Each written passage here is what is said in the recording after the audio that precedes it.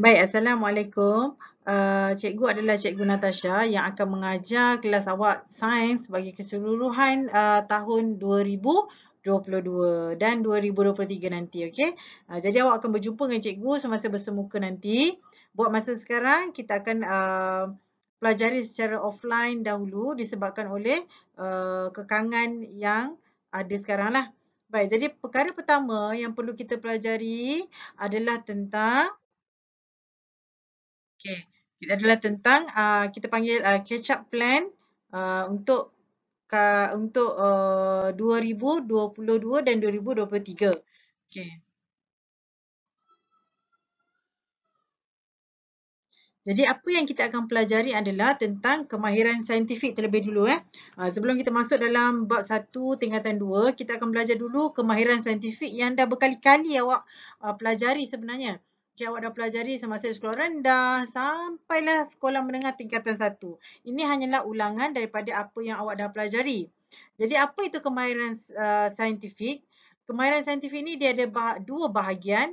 Yang pertama proses sains dan yang kedua adalah macam yang awak ada lihat dalam slide ini adalah tentang kemahiran manipulatif. So kita akan tengok satu per satu. Okey, berdasarkan peta bulatan yang awak lihat ni dalam kemahiran proses sains ni ada 12 cara macam mana kita nak memproses maklumat saintifik. Okey, jadi kita tengok satu per satu. Okey, yang pertama nanti kita akan tengok memerhati. Okey. Baik, pemerhatian ini adalah satu kemahiran yang paling yang utamalah yang melalui pemerhatian mata kita. Apa yang kita boleh lihat. Selain daripada mata, kita boleh juga memerhati menggunakan telinga, mendengar, dan bau, rasa dan sentuhan. Contohnya awak memerhatikan memerhatikan contoh sini gambar durian ini. Penglihatan kita lihat apa yang kita perhatikan melalui mata kita, kulit durian tu berwarna hijau dan isinya berwarna kuning.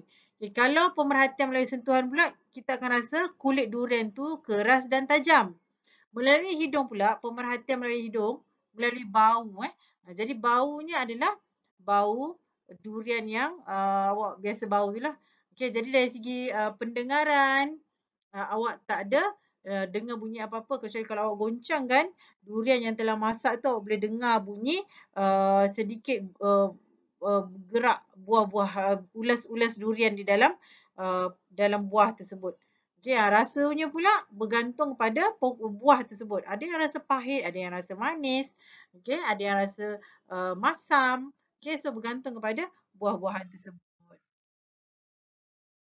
Baik, membuat inference. Okey, perkataan inference ini selalu awak dengar tetapi pelajar seringkali tak tahu apa itu sebenarnya inference. Bila keluar soalan berikan inference, ramai yang jawab dengan salah. Jadi membuat inference ini adalah kesimpulan awal. Okey, yang munasabah, yang mungkin betul atau tidak betul untuk menerangkan sesuatu yang awak perhatikan, pemerhatian awak. Contohnya, awak nampak kawan awak tu lemah. Okey. Oh, Siti, contohnya gambar dekat bawah ni, Siti nampak macam demam, macam sakit kan? Dan dia tak ke sekolah kerana demam. Okey, so awak buat andaian dia tidak sekolah sebab dia demam. Okey, Siti demam apa pula? Mungkin awak fikir mungkin dia dijangkiti virus. Okey, jadi itu contohnya lah. Suhu badan Siti meningkat kerana badannya lemah dan demam lah. Itu kesimpulan awal. Kita tak tahu lagi betul ataupun tidak. Itu inference lah. Kemudian kita tengok pula kemahiran ketiga mengelas. Okay, mengelas ni maksudnya kita kelaskan macam awak lah. Kita kelaskan awak murid-murid daripada kelas Ibnu Sina sampailah kelas X. Okay? Jadi setiap kelas itu ada pelajar-pelajarnya yang layak masuk ke kelas tersebut. Kita kelaskan melalui ujian akhir tahun hari itu. Betul? Kan? Jadi pengelasan dalam sains pun begitu juga. Contohnya awak ada haiwan, kita kelaskan haiwan-haiwan tersebut. Okey, contohnya haiwan yang berbulu, awak kelaskan semua haiwan yang berbulu. Okey, dalam haiwan yang berbulu pula ada banyak lagi kelasnya. Bulu yang lembut, bulu yang tajam, okey, bulu yang pendek, bulu yang panjang. Jadi haiwan tu kita kelaskan, kita kumpulkan. Okey, membuat kumpulan berdasarkan apa yang awak perhatikan. Okey, kemudian kemahiran keempat adalah mengukur menggunakan nombor secara saintifik. Ini adalah maksudnya membuat pemerhatian kuantitatif menggunakan nombor. Okay, contohnya biasalah awak nak ukur panjang. Kita biasa ukur panjang, apa tu nama dia? Kasut awak. Okay, contohnya panjang kasut awak adalah berapa? 40 cm, 30 cm. Kan? Kita guna unit yang tepat, unit dalam saintifik yang dikira unit SI ataupun unit standard, kan, unit piawai yang biasa kita gunakan panjang sentimeter. Okey, itu contohlah. Suhu pula yang selalu kita buat nak pergi mana-mana, kita sukat suhu badan kita, kan, gunakan termometer. Apa yang unit yang kita gunakan?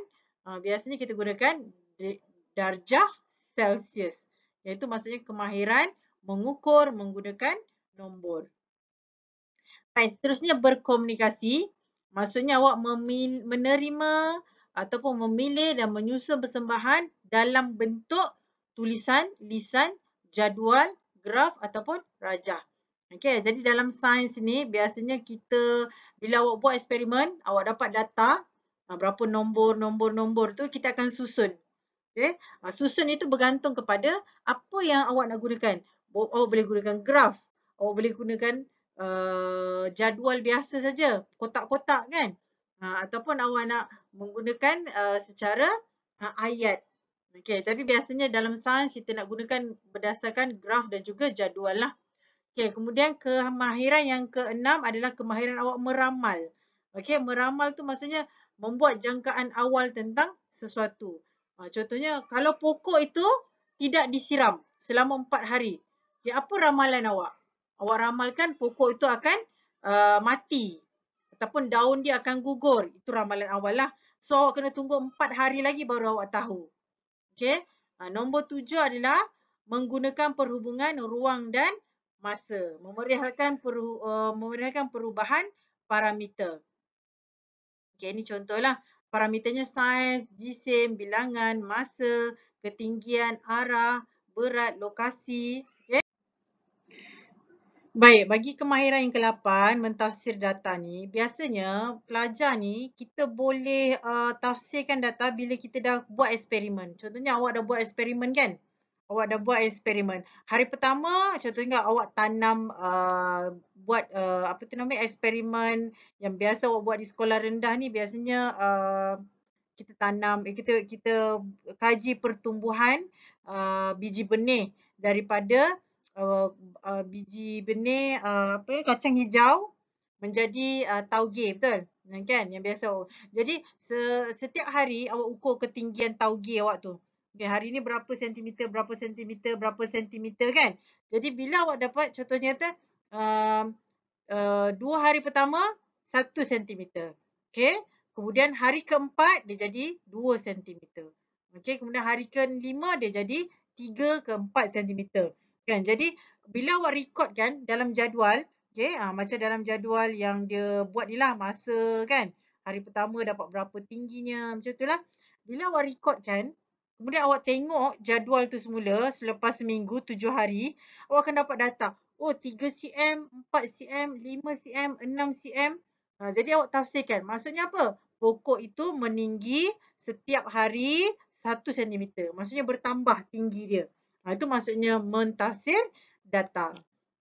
Okey, kemudian kita tengok pula mendefinisi secara operasi. Apa dia? Okey, maksudnya adalah awak buat tafsiran sesuatu konsep berdasarkan apa yang awak nampak. Okey, contohnya gambar dekat dalam kotak ni. Contohnya pokok sedang membesar. Okey, so apa yang awak boleh nampak pokok sedang membesar? Awak akan nampak saiz daun dia semakin hari bertambah, betul? Kemudian daun dia, bilangan dia makin banyak. Okey, masa dia seminggu yang pertama mungkin 2 daun saja. Kemudian naik jadi 3 daun.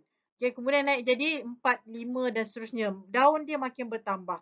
Ketinggian juga bertambah. Okey, batangnya juga semakin besar, melebar, betul? Jadi akarnya juga semakin besar di bawah tanah. Okay, jadi Definisi pokok yang sedang membesar adalah apa yang awak perhatikan? Daun makin bertambah. Itulah definisi maksudnya secara operasi. Maksud daripada apa yang boleh awak perhatikan. Okey. Contohnya awak sendirilah. Apakah definisi pelajar bertambah besar? Okey, bertambah besar. Contohnya apa? Bertambah besar tu maksudnya pelajar itu semakin meninggi. Okey, masa tingkatan 1 berat awak 40 kilogram. Naik tingkatan 2 45 kilogram. Itu dari segi berat dah. Okey. Itu definisi secara operasi. Daripada apa yang awak perhatikan. Baik, seterusnya adalah untuk awak mengawal pemboleh ubah. Ini awak dah belajar dah semasa sekolah rendah. Bila buat eksperimen, ada pemboleh ubah dimanipulasikan, okey, bergerak balas dan pemboleh ubah yang dimalarkan. Okey, jadi yang dimanipulasikannya yang diubah-ubah. Okey, yang diubah-ubah. Contohnya, ada 2 pokok sedang tumbuh. Satu awak siram, satu awak tidak siram. Okey, jadi dia tak sama kan? Satu kita uji kita siram, satu lagi kita uji tidak siram. Kemudian kita nak tengok apa yang berlaku. Okey, jadi yang dimanipulasikannya adalah air lah. Okey, jumlah air. Kemudian yang bergerak balas pula apa dia? Okey, satu pokok disiram, satu pokok lagi tidak disiram. Jadi apa yang berlaku? Selepas 4 hari katakan jadi yang bergerak balas tu adalah satu pokok mati, satu pokok lagi hidup kan contohnya. Yang dimalarkan pula apa benda? Yang dimalarkan adalah apa yang sama. Okay, apa yang sama? Contoh dua pokok tadi, dua pokok yang sama cikgu gunakan. Contohnya cikgu gunakan pokok buah apa ya? Contohnya pokok mangga lah. Pokok mangga. Dua-dua cikgu gunakan pokok mangga contohnya. Okey, itu yang dimalarkan. Maksudnya yang sama. Okey, seterusnya. Baik, ini contoh satu eksperimen ya. Kalau awak tengok kita ada bika, dua bika sini. Bika A, satu ekor ikan. Bika B pula ada 3 ekor ikan. Okey, so ni bika yang kecil. Kita isi A, satu ekor. B, bika B 3 ekor. Kemudian kita nak biarkan selepas 2 hari. Apa terjadi? Kita tak bagi dia makan. Okey, 2-3 hari kita tengok apa yang berlaku. Okay, so kita tengok di sini apa? Pemboleh ubah yang kita ubah ada yang berlainan. Dimanipulasikan adalah jumlah ikan, betul? Jumlah ikan dia tak sama. Okay, bergerak balas pula, apa yang terjadi selepas 3 hari katakan Selepas 3 hari, apa jadi pada ikan tu? Okay, yang dimalarkan pula, apa yang kita buat sama bagi kedua-dua bika? Kita guna ikan jenis yang sama, contohnya awak guna ikan gapi saja. Ataupun jumlah air dia sama tak boleh air satu sikit, satu banyak. Dua-dua sama. Iaitu dimalarkan. Ataupun kedua-dua awak tak berikan makanan. Okay? Maksudnya samalah dua-dua tak diberi makan, berpuasa. Okay, itu maksud pemboleh ubah. So kita tengok pula membuat hipotesis macam mana. Macam mana awak nak buat hipotesis? Hipotesis tu berkait antara yang berubah tadi dimanipulasikan dengan yang bergerak balas. Contohnya, ini berdasarkan eksperimen ikan tadi Bika A 1 ekor ikan, bika B kita ada 3 ekor ikan. So kita biasanya gunakan apa? Keywords dia adalah semakin. Semakin apa? Semakin apa? Okey. Jadi semakin yang pertama adalah pemboleh ubah yang dimanipulasikan. Contohnya, yang dimanipulasikan adalah bilangan ikan kan? Yang dimanipulasikan. A sikit, B banyak. Jadi semakin bertambah ikan, okey, semakin cepat bertambah cepat masa untuk ikan mati. Okey. Jadi dalam B ikan lebih cepat mati berbanding bikar A. Okey. Itu contoh membuat hipotesis. Okey, mengeksperimen adalah apa? Mengeksperimen adalah kita rancang dan kita jalankan siasatan. Siasatan tu eksperimen lah yang biasa kita buat dekat makmal. Kalau tak dekat makmal pun, di rumah pun awak boleh buat eksperimen. Contohnya eksperimen ikan tadi, awak buat dekat rumah. Okay, pun boleh juga. Itu pun adalah scientific. Okay? Kumpul data, buat hipotesis. Okay? Dan akhirnya mesti buat kesimpulan. Baik, kemahiran manipulatif pula.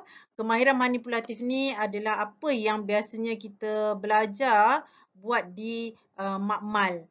Okay, contohnya awak buat eksperimen, okay, awak melakarkan gambar, melukis gambar eksperimen tersebut. Okey, kemudian awak dah buat eksperimen, awak simpan alatan tu dengan betul. Lepas buat eksperimen, cikgu suruh basuh, kemas dan letakkan di tempatnya yang betul. Okey, membersihkan peralatan sains dengan betul. Okey, ada bahan yang kat mana awak kena buang. Tak boleh buang dalam tu sampah. Okey, bahan kimia awak buang di mana. Semua itu kena faham di mana tempat yang sesuai untuk menghapuskan bahan kimia. Okey, kemudian mengendalikan spesimen dengan betul dan selamat. Okey, contohnya awak menggunakan pisau. Okey, kena guna cara yang betul untuk menggunakan alatan-alatan seperti penunu Bunsen dan sebagainya. Okey. Jadi itu contoh kemahiran manipulatif. Baik, jadi cikgu berhenti hingga di sini tentang kemahiran saintifik, kemahiran proses sains dan kemahiran manipulatif. Ya, cikgu harap awak faham. Okay, terima kasih. Kita jumpa dalam kelas akan datang.